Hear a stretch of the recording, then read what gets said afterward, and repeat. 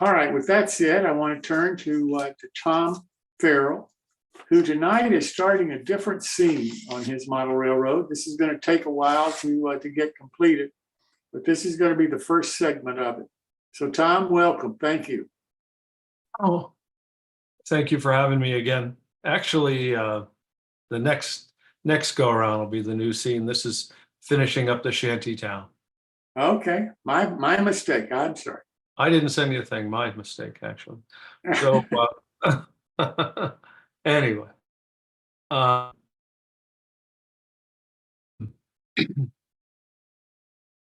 this evening, I'm getting very close to finishing the Shantytown. There actually might be one more segment, maybe not 4, but certainly 3. I would like to show you a little overview this evening of a flyover shot of Shantytown. I rarely take these pictures because I like them taken as if you're standing by the actual scene, and it looks more realistic. But this is a bird's eye view of Shantytown and the fishing village that I've been working on since this past summer. So I'm going to go through here real quick where these buildings are, because you, over the past, I don't know, 8-9 months, you've seen me build these one at a time. I'm going to just go through them in their location, and then I'm going to show you how I build these shanties here this evening. So this whole area is in a 24 by 48 section of my layout. To the right is the John Allen engine house. To the left is a town of Turtle Creek, which is largely unfinished. I'm not going in the order that I built these, but number 1 there in the bottom left-hand corner was the Professor's Bait Shop. You may recall that looked like that. I did that in November of this past year. Number 2, this was the first shanty that I built, Skipper's Bait Shop. That is this one. And it's all super detailed. What I mean by super detailed is all these accessories and things hanging on it. Makes for a really realistic scene.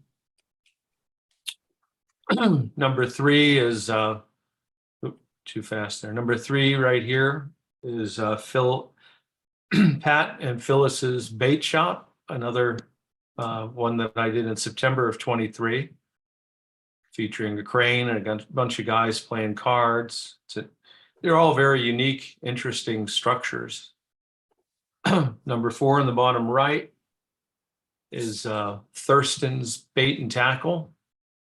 Again, it has all this detail. This is probably my favorite of the group. Just a neat little building that I scratch built. Everything you'll see this evening is more or less scratch built. That was July of 2023. Number 5 is we just featured last week. This is Jim's Seafood, and with the comical menu here.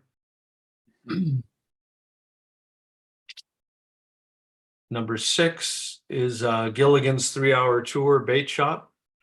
I think the more perceptive of you here figured out I named everything after Gilligan's Island.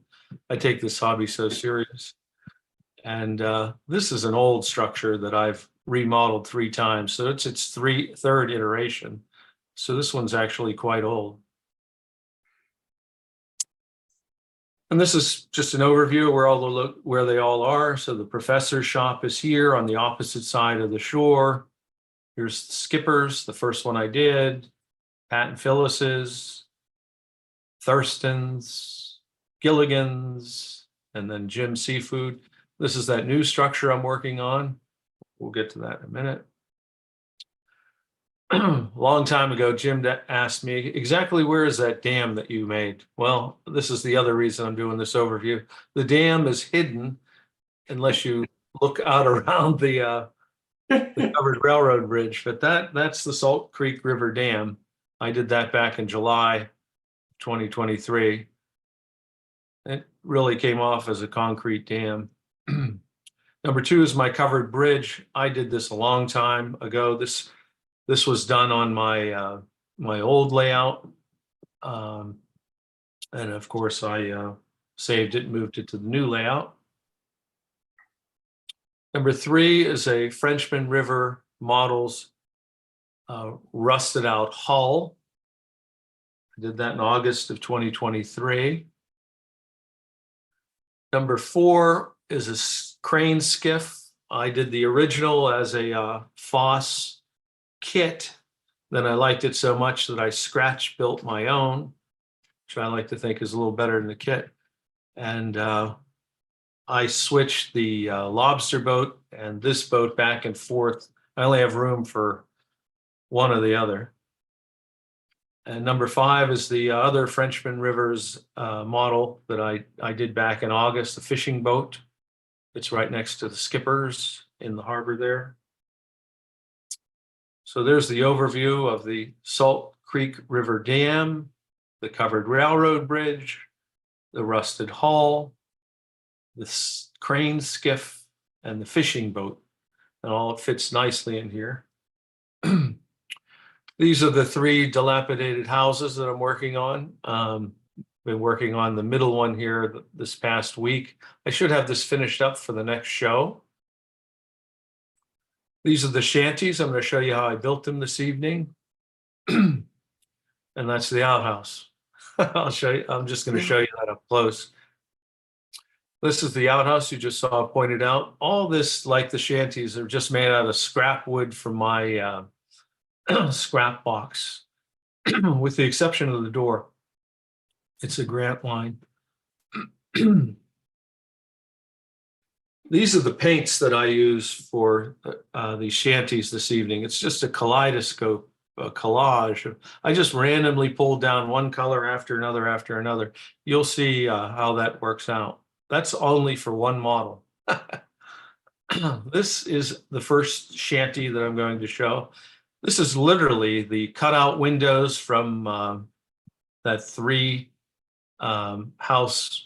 dilapidated house project that I'm making right now. These are just scrap pieces of wood randomly glued together, and then a Grant line door glued right onto a piece of basswood.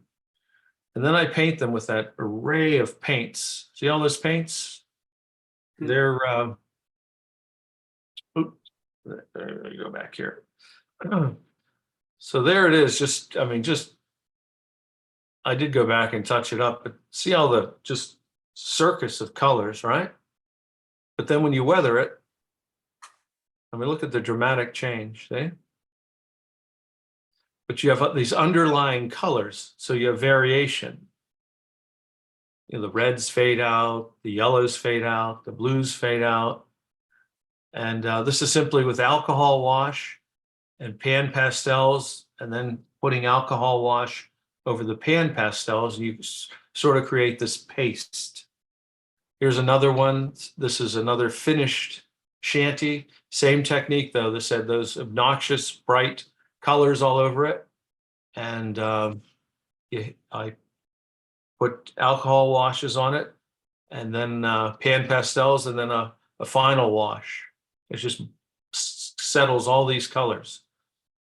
Here's another shanty. This is a dual shanty. It has 2 different shanties sharing a single wall. Again, these are just random pieces of wood, strip wood, and just little pieces of stuff that I never managed to throw away, but I put in a box. I just pulled it out. You're looking at the front, the side, the other side, and the rear. Anybody can do this. This is just scrap pieces of wood. There's an up close.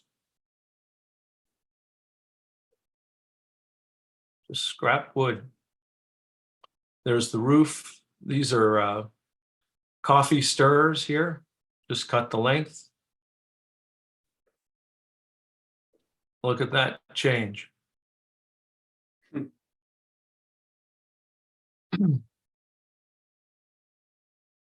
And again, it's these wild colors and just toned down with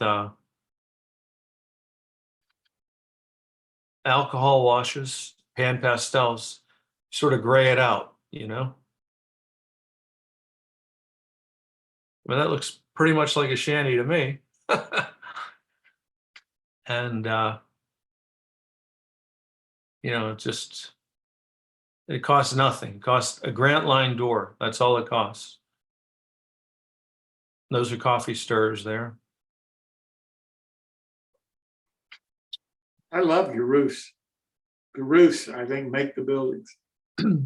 I did do a check of Shantytown, this section, and then to the right where the there's not a single roof here that has the same, that's identical. They're all different. Yeah. And since that's when you walk into the layout, that's the first thing you see are the rooftops. There's not Yeah. one like, and that's for. That's what I have for you this evening. I went fast because I think we're running a little late here tonight. Does anybody have any questions on any of this? See, they look dilapidated. The roofs really do. I mean, it's not just the paint, it's the way you can see there. Look at that. Yeah. Look at that. That's magnificent. It's just scrap materials, but it's the